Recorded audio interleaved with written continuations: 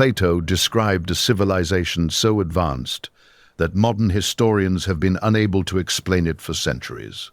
What no one has told you is that that magnificent civilization was not built by beings like you and me. For millennia, the name Atlantis has evoked images of a human city submerged beneath the deep ocean. But the oldest sources in the world point to something radically different and notably more disturbing. The Book of Enoch, centuries earlier than Plato, describes the Watchers, fallen angels who dominated the earth. These beings fathered a race of giants called Nephilim, who subjected humanity under their total control. The question that scholars refuse to ask is the following: where exactly did those giants rule? The answer has been hidden for 2,500 years in the texts of a Greek philosopher that no one read properly. Atlantis was not the lost utopia of an advanced human race, but the administrative capital of the Nephilim. And the proofs are recorded in the same texts that the Western world has ignored for entire generations. Enoch wrote that the Watchers descended upon Mount Hermon before human history began. There were 200 beings of angelic nature who crossed the barrier between heaven and dense physical matter. Their leader, Semyaza, organized that descent as a perfectly deliberate operation, not as a cosmic accident. They joined with human women and produced a lineage that the earth had never seen nor would see again. The Nephilim reached heights of over 4 meters, according to the Dead Sea Scrolls found at Qumran. Their appetite was so disproportionate that they devoured all the available human resources in their territories. But to manage a global domain, they needed something that every civilization requires: a central capital. That is exactly where Plato's description comes into play, with a precision that is truly hair-raising. In the Critias, Plato describes a circular island surrounded by alternating concentric rings of land and water. In the center of those rings stood a city with a temple of absolutely impossible proportions for the time. The walls of the inner temple were covered with orichalcum, an unknown metal that shone like fire. The entire island measured 5,000 stadia in diameter, an area equivalent to a modern medium-sized country. Plato claims that its founders were not ordinary men, but the direct sons of the powerful god Poseidon. However, Poseidon in the oldest mythology was not a sea god, but a being who descended from the sky. The name Poseidon comes from roots that in archaic Greek literally mean the Lord who fell from above. This makes the founders of Atlantis, according to Plato himself, fallen beings of non-human origin.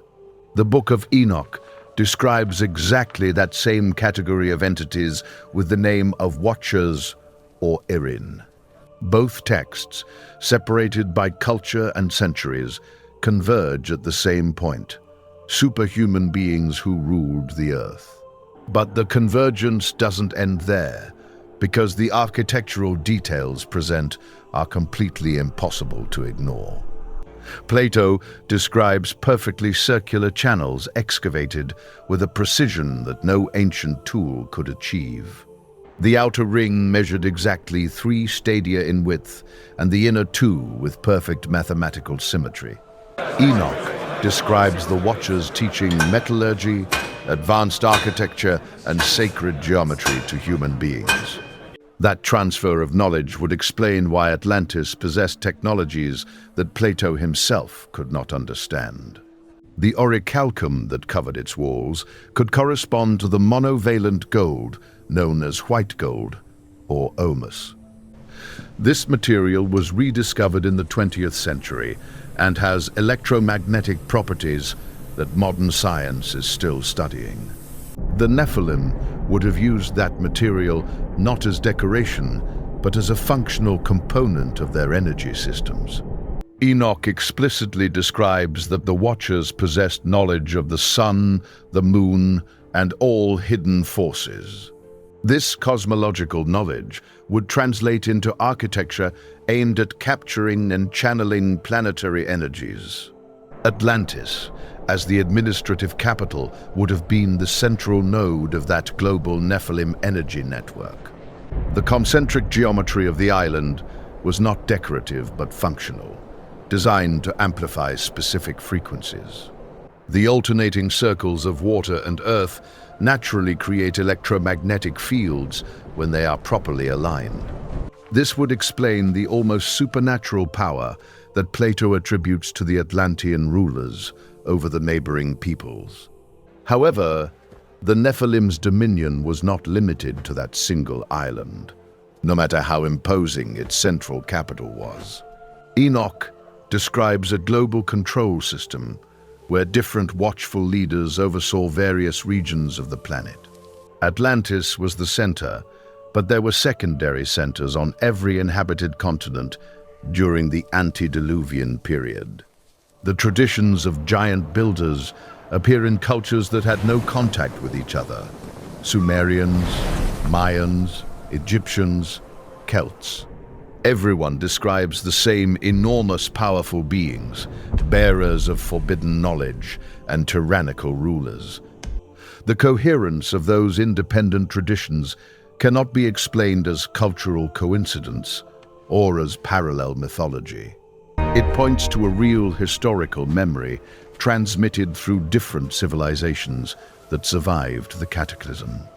Plato himself claims to have received the story of Atlantis through Solon, who heard it directly in Egypt. The Egyptian priests of Sais told Solon that they had written records that were 9,000 years old. 9,000 years before Plato places the origin of Atlantis, approximately in the year 11,500 before Christ. That period coincides exactly with the end of the Pleistocene and the beginning of the Holocene, an era of global cataclysms. The Book of Enoch also places the Great Flood sent to destroy the Nephilim in that same prehistoric period. The chronological coincidence between both sources, Greek and Hebrew, is not coincidental, but revealing of a real event.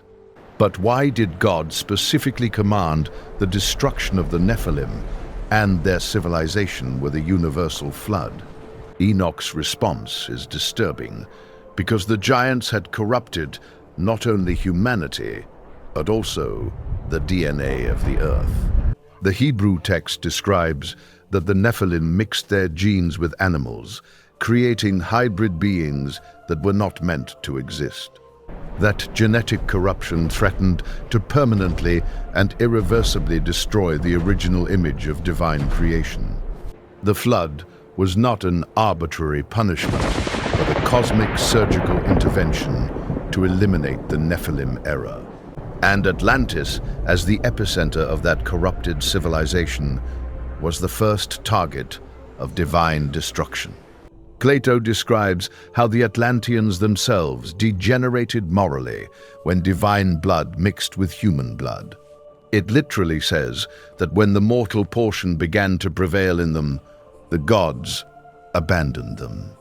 That Platonic description of divine degeneration to human is exactly the reverse process of what Enoch describes. In Enoch, divine beings fall towards the human. In Plato, semi-divine beings fall towards the merely mortal. Both texts describe the same narrative arc from complementary perspectives that reinforce each other. However, the destruction of Atlantis did not completely eliminate the Nephilim's influence over human civilization. The survivors who escaped before the cataclysm carried the forbidden knowledge to other continents. This would explain the sudden technological leap that archaeologists call the Neolithic Revolution, around the year 12,000. Cultures that had lived in caves for tens of thousands of years suddenly began to construct perfect megaliths. Göbekli Tepe in Turkey, dated to 12,000 years ago, shows an inexplicable architectural level for hunter-gatherers. Its 6-meter tall and 20-ton pillars were carved and placed with a precision that defies all explanation. Archaeologists have been unable to identify what tools produced those polished surfaces with millimetric tolerances. The Nephilim response is the only one that coherently fits all the available data, without requiring assumptions. But Göbekli Tepe is not an isolated case, but part of a global pattern that repeats across all continents. The Great Pyramid of Giza has astronomical alignments so precise that the orientation error is only 300ths. No known instrument of the time could achieve that precision without an extremely advanced mathematical knowledge. The oldest Egyptian traditions speak of the Shemsu Hor, the followers of Horus who preceded the pharaohs. Those pre-Luvian beings taught the Egyptians sacred geometry, astronomy, and the secrets of life and death. The description of the Shemsu Hor matches point by point with the Enochian description of the surviving watchers. In Mesopotamia, the Sumerian Anunnaki are also described as beings who descended from the sky to teach men. Sumerian clay tablets describe their technology in terms that seem almost incomprehensible for antiquity.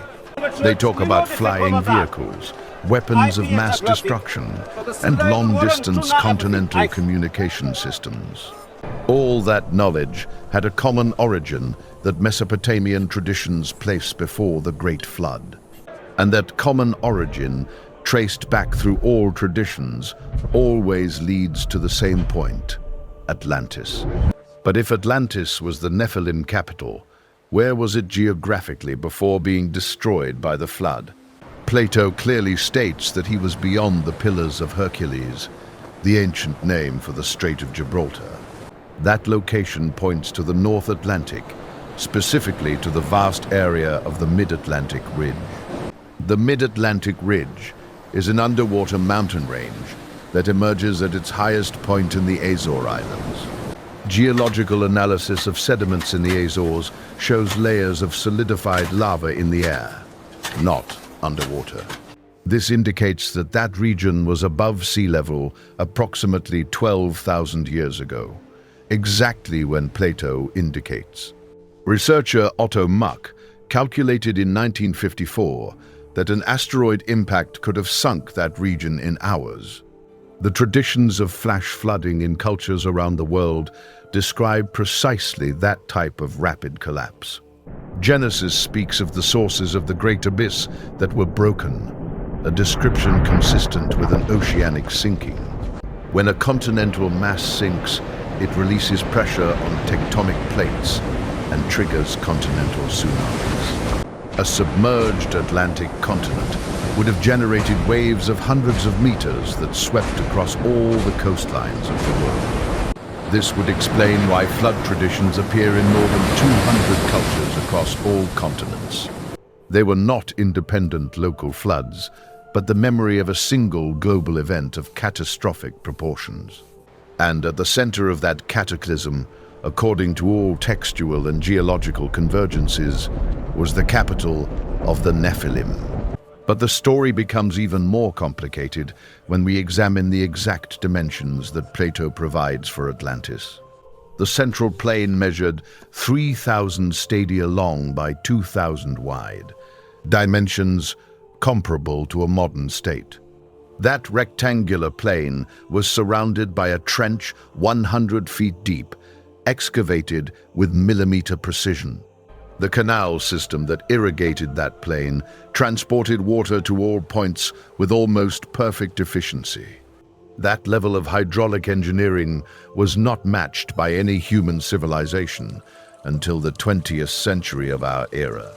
The Romans, the Mayans, and the Chinese all failed to build a water system of that scale and precision. But the Watchers, according to Enoch, had total dominion over the natural forces, including water and wind. This elemental domain would explain a water engineering that exceeds all known human technical capabilities. The central temple of Atlantis, according to Plato, housed a statue of Poseidon in a chariot drawn by winged horses. Winged horses also appear in Sumerian iconography as vehicles of the Anunnaki in their travels. The shared iconography among such distant cultures suggests a common iconographic source, predating all of them. That common source, if we trace the parallels back to their logical origin, is the antediluvian civilization of the Nephilim. Enoch explicitly describes that the Watchers taught humans to make swords, shields, and armor. They were also taught spells, astronomy, astrology, herbalism, and the observation of the clouds in the sky. That catalogue of forbidden knowledge corresponds exactly to the advanced disciplines that Atlantis possessed. Atlantean astronomy was so precise that they could predict eclipses centuries in advance, according to later sources. Its metallurgy produced unknown alloys that no modern laboratory has been able to reproduce exactly. Their agricultural systems produced yields that surpassed those of the best modern fields without fertilizers. All that knowledge was transmitted by beings that were not human to a civilization that should not exist. However, the Nephilim's dominion over humanity was not only technological, but also spiritual and psychological. Enoch describes rituals in which the giants demanded to be worshipped as gods by the populations they controlled. That organized cult of the Nephilim is the origin of all the polytheistic religions that emerged after the flood. The gods of Greece, Rome, Egypt, Mesopotamia, and the Americas are all distorted reflections of the same Nephilim. Their names change according to culture, but their physical attributes and powers always describe the same entities. Zeus, Ra, Enlil, Quetzalcoatl are all giants who descended from the sky and taught and ruled over humans. Atlantis was the center of that global cult system, the Vatican of Nephilim religion before the flood. From there, the rituals were coordinated, sacred calendars were established, and regional oracles were controlled. The political and religious power of the Nephilim was indivisible because they themselves were the object of worship. That fusion of political and religious power in a superhuman elite is exactly what Plato describes in the Critias. The 10 kings of Atlantis would gather every 5 or 6 years at the temple of Poseidon to renew their oaths. That periodic meeting of regional leaders under a central authority is the governing structure of the Book of Enoch. Semyaza and his 200 watchers operated exactly like regional chiefs under a central coordinating authority. The structural coincidence between Plato's Atlantean government and Enoch's watchful government is too precise. It cannot be the result of literary chance or cultural influences, because the sources are independent of each other. It can only be explained as a description of a historical reality that both authors received through separate channels.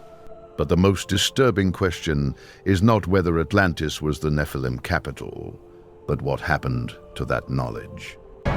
When the city sank, its most capable custodians fled with the most valuable thing, not gold, but knowledge. That knowledge arrived in Egypt through the Shemsu Hor and was preserved in the Hermetic texts attributed to Hermes Trismegistus.